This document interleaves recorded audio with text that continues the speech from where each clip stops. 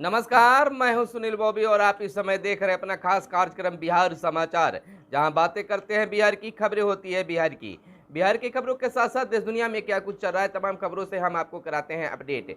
बिहार में शिक्षा रोजगार का क्या है हाल और गांव की सरकार को लेकर क्या कर रही है बिहार सरकार, तमाम खबरों से हम आपको कराते हैं अपडेट। बिहार की पहली और बड़ी खबर बता दें कि बिहार में 50 फीट से नीचे जलस्तर वाली पंचायतों में बनेंगे अब पोखर। तो पंचायतों के लिए यह बड़ी योजना बताई जा सकती है कि अब हर पंचायत में पोखर बनाने की योजना है ताकि जलस्तर नीचे की ओर ना जाए। दक्षिण बिहार के 17 जिले में होगा भूमि और जल संरक्षण का काम। कृषि विभाग ने 46 करोड़ रुपए जारी कर दिए हैं। 50 फीट से नीचे जलस्तर वाली पंचायतों में बनेंगे अब पोखर और 479 पोखर खोदे जाएंगे। 389 अवरोधक बांध भी बनेंगे। 1600 आहार का जीर्णोद्धार भी किया जाएगा। और किन किन जिलों में बनना है, काम होना है, हम आपको बता दें।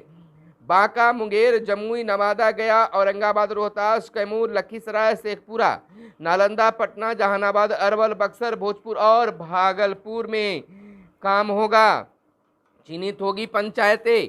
आपको बता दें कि ऐसे जिले जहां भूगर्भ जलस्तर में लगातार गिरावट हो रही है, ऐसे क्षेत्र की पहचान की जाएगी। यहां की उन पंचायतों का चयन किया जाएगा जहां का जलस्तर 50 फीट से ज़्यादा नीचे चला गया है। इसके लिए पीएचडी की मदद भी ली जाएगी, यानी कि पंचायतों में देखा जाएगा कि कहां का जलस्तर 50 फीट से नीचे चला गया है, वहां पोखर खोदने की पीएचडी विभाग की योजना है। उसकी उनकी जिम्मेवारी बिहार सरकार की ओर से मिली है। दक्षिण बिहार के जिलों में इन पंचायतों का जलस्तर 50 फीट से नीचे चला गया है, वहां आहार पोखर बनेंगे। पुराने आहार का जीर्णोद्धार भी किया जाएगा। अवरोधक बनाकर वहां जल संरक्षण का काम किया जाएगा ताकि मिट्टी की नमी बरकरार रहे। इससे फसलों का भी उत्पादन बढ़ेंगे। कृषि विभाग इसके लिए करीब 46 करोड़ रुपए जारी किए हैं। इन राशि से दक्षिण बिहार के 17 जिले में 389 खाद अवरोधक, 1610 आहार का जीर्णोद्धार और 201 मेडबंदी और 270 चेक डैम, 779 जल संचयन तालाब और 292 फार्म तालाब बनाए जाएंगे। इसके अलावा 110 हेक्टेयर की भूमि समतलीकरण का कार्य भी कराया जाएगा। और इधर हम बता दें कि निकाय चुनाव आज शाम थम जाएगा। प्रचार का शोर बताते चले कि बिहार में नगर निकाय आम चुनाव का व उपचुनाव को लेकर चुनाव प्रचार का शोर बुधवार की शाम 5 बजे समाप्त हो जाएगा। नगर निकाय आम चुनाव को लेकर 9 जून को मतदान निर्धारित है। राज्य निर्वाचन आयोग के निर्देशानुसार मतदान समाप्ति के 48 घंटे पूर्व चुनाव प्रचार समाप्त की जाएगा। मतदान की प्रक्रिया 9 जून को सुबह 7 बजे से शाम 5 बजे तक होगी। इधर बताते चले कि G20 विदेशी मेहमान 21 को पहुंचेंगे पटना।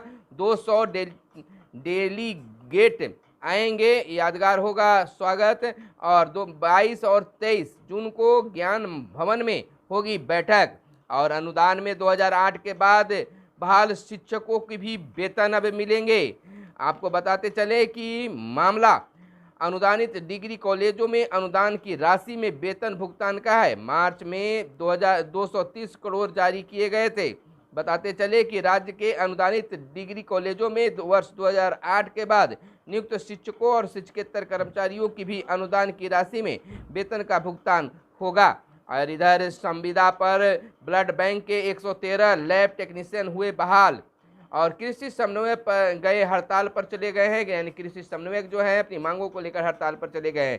रेलवे सुरक्षा को सीएम ने उठाए थे ऐतिहासिक कदम, लेसीसी ने कही है। और केंद्र का अपना खजाना भरने पर ध्यान है, राजीव रंजन बोले। प्रेस की स्वतंत्रता कम हो रही है, बेरोजगारी दूर करने के उपाय पर लगा है ग्रहण। और इधर बताते चले शेष बाढ़ आश्रय स्थलों का निर्माण जल्द करें और सूबे में यानी बिहार में सभी सरकारी डॉक्टरों को लगानी होगी बायोमेट्रिक हाजिरी। चर्चा लगातार चल रही है। सारण और वैशाली सदर अस्पताल में व्यवस्था लागू। 1 माह ट्रायल के बाद अन्य अस्पतालों में लागू किया जाएगा यह बायोमेट्रिक हाजिरी का व्यवस्था। इधर डॉक्टर ध्रुव ने राज्यपाल को भेंट की अपनी 2 पुस्तकें। तो वहीं बाल श्रम निषेध दिवस 12 जून को मनेगा। दत्ताश्रेय होसबले ने सीपी ठाकुर से की मुलाकात। और वहीं अरबी फारसी विश्वविद्यालय के कुलपति सचिव बने कामेश। अब पीपीयू स्नातक में दाखिले को आवेदन आज तक लिया जाएगा। और CISE अंग्रेजी के पाठ्यक्रम में बदलाव और ब्रेटॉन में प्रोग्रामर के लिए रजिस्ट्रेशन 12 से होंगे। वास्तविकता परीक्षा में के प्रवेश पत्र आज फिर मिलेंगे। और किसानों को मुफ्त बीज के लिए 50 करोड़ मंजूर किए गए हैं। बाढ़ और सुखाड़ से खरीफ फसलों के संभावित नुकसान को कम करने के लिए राज्य सरकार ने उठाया बड़ा कदम। कैबिनेट का यह फैसला है। कैबिनेट में कई फैसले लिए गए हैं, आदेश दिए गए हैं। राज्य सरकार प्रदेश में अल्पवृष्टि, बाढ़ आदि के खरीफ फसलों से संभावित नुकसान को भरपाई के लिए इस वर्ष बीज वितरण पर 50 करोड़ रुपए खर्च करेगी। मंगलवार को मुख्यमंत्री नीतीश कुमार की अध्यक्षता में हुई कैबिनेट की बैठक में इन प्रस्तावों को हरी झंडी भी मिल गई है। बैठक में 9 प्रस्तावों पर कैबिनेट की सहमति भी बनी है। पहला आपको यह मिला बीज उत्पादन को लेकर, और दूसरा सैप के 3566 जवानों को 1 वर्ष का अवधि विस्तार किया गया। तो वहीं तीसरा है अरवल के करपी में खुलेगा डिग्री कॉलेज, जमीन हस्तांतरित किए गए हैं। चौथे नंबर पर हम आपको बता दें कि ग्रामीण बैंकों में राज्य सरकार ने अपनी पूंजी दी। और 5वीं मुहर लगी है। आरा मिलों की संख्या 1919 से बढ़ाकर 3200 की गई। तो यह थी आपको कैबिनेट की बैठक की जानकारी। तो वहीं पर बता दें कि राष्ट्रपति द्रौपदी मुर्मू को सूरीनाम का सर्वोच्च नागरिकता सम्मान मिला है। मित्रता की बात है। और PM मोदी ने दी इन्हें बधाई। इधर हम आपको बताते चले कुछ और खबरें जो आपके लिए काम की खबरें हो सकती है। बिहार के 39 लोगों की अब तक गई जान, 21 लापता बताए जाते हैं। बालासोर हादसा की यह बात है। राज्य के अफसरों की टीम ने उड़ीसा के मुख्य सचिव से ली जानकारी। 47 घायल यात्री बिहार के उड़ीसा के विभिन्न अस्पतालों में भर्ती हैं। मरने वाले 12 जिलों के लोग हैं। इधर अगवानी पुल पर IIT रुड़की ने सरकार को सौंपी रिपोर्ट। आपको बताते चले कि 12:43 पर इंजीनियरों को सुपर स्ट्रक्चर में सुनाई पड़ी थी आवाज़। और 12:50 पर संग्रेड से एक छोटा सा टुकड़ा क्रैक कर नीचे गिरा था। लोहिया पथ चक्र भी AC सिंगल के जिम्मे है। और इधर बाढ़ राहत शिविरों में अब पीड़ितों को 1000 रुपये मिलेंगे। बिहार के मुख्यमंत्री का बड़ा ऐलान है। अब तक पीड़ितों को 600 रुपये मिलती थी मदद। CM राहत कोष न्यायिक परिषद की बैठक हुआ संपन्न। इधर औरंगाबाद में 40 लाख के गहने की लूट हुई है। अपराधियों ने भागने के दौरान की फायरिंग और बाइक सवार 3 अपराधियों ने दी घटना को अंजाम।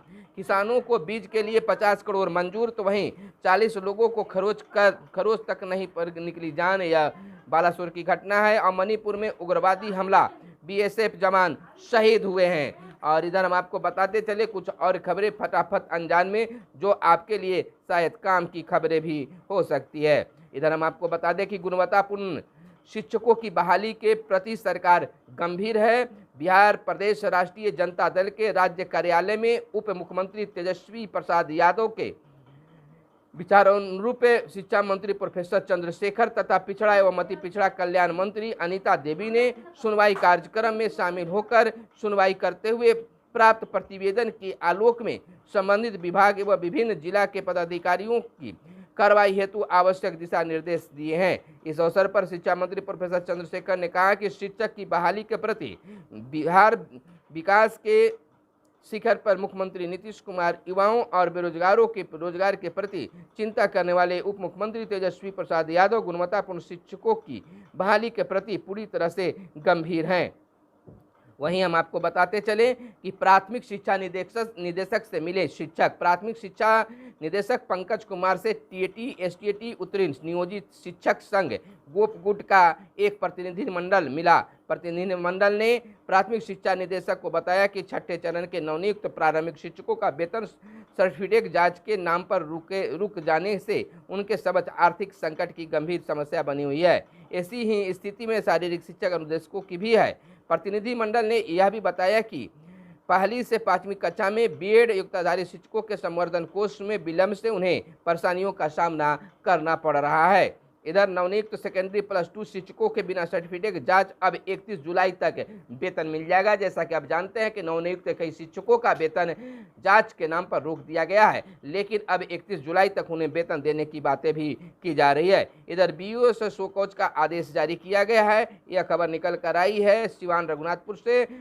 पंजवार पंचायत में हाल में नियोजन इकाई द्वारा 14 अभ्यर्थियों को शिक्षक नियोजन पत्र दिया गया। नियोजन का यह मामला सामने आने के बाद डीएम ने विभाग की समीक्षा बैठक रघुनाथपुर के बीईओ से कारण परीक्षा करने का आदेश दिया। और इधर हम आपको बताते चले कि नए माध्यमिक शिक्षकों का वेतन भुगतान का आदेश जारी कर दिया गया है। वहीं अनुदान से 2008 के बाद बहाल शिक्षकों को भी वेतन देने का आदेश है। समर कैंप में क्विज और पेंटिंग कराने का भी निर्देश जारी किया गया है। वेतनमान में संशोधन के लिए कृषि समन्वयक हड़ताल पर चले गए हैं। योग्य शिक्षकों की बहाली को सरकार गंभीर है, यह कहना है बिहार के शिक्षा मंत्री प्रोफेसर चंद्रशेखर का। तो यह थी आज की तमाम छोटी बड़ी खबरें जो आपके लिए काम की खबरें थी। कुछ और खबरें आपको बताना जरूरी है। प्रशिक्षण शिक्षकों के लिए जरूरी है, प्राथमिक शिक्षक का कहना है। और 10वीं 12वीं में अंग्रेजी का पाठ्यक्रम बदला गया। और इधर वास्तानिया परीक्षा के प्रवेश पत्र आज से वितरित किए जा रहे हैं। नियमित शिक्षक करा सकते हैं। ऐच्छिक ट्रांसफर प्रक्रिया भी शुरू हो गई है। और सुबह 7 से 9 बजे तक चलेगा आंगनवाड़ी केंद्र। और केवी की ओर से चलाया जा रहा जागरूकता कार्यक्रम केंद्रीय विश्वविद्यालय की ओर से। और सिविल सेवा की परीक्षा में अभिनव सफल। और खेल खेल में गणित ज्ञान समझकर भाषा की प्रायोगिक कार्य जारी है। बेटा मारने दौड़ता है, बहू कहती है कटोरा लेकर भीख मांगो। यह विडंबना आई है खुलकर सामने। एडीएम को लेकर मांगा गया, एमडीएम को लेकर मांगा गया स्पष्टीकरण। मुजफ्फरपुर की घटना है। बेसिक से कंपार्टमेंटल देने का मौका दिया गया, तो वहीं मानसून के रास्ते में रोड़ा बना अरब सागर का चक्रपात। छात्र शिक्षक अनुपात व प्लेसमेंट डूबो रहा है नैया। और अगले साल तैयार हो जाएगा सीबीएसई क्षेत्रीय कार्यालय। इधर तलाक की कानूनी लड़ाई में बच्चे को मोहरा नहीं बना सकते हैं आप। तो वहीं आपको बताते चले कि 2000 पैक्स को मिलेगी जन औषधि केंद्र खोलने की अनुमति। तो यह भी एक बड़ी आदेश माना जा सकता है। तो कुछ देश दुनिया की खबरें हम आपको बता दें कि जंग में यूक्रेन का सबसे बड़ा बांध टूटा।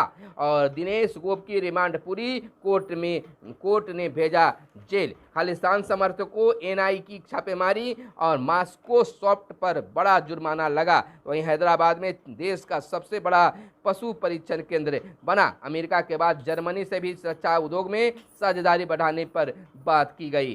तो चलिए आज का सवाल आपके लिए, बताइए कि उत्तर प्रदेश के मुख्यमंत्री योगी आदित्यनाथ का पूरा नाम क्या है?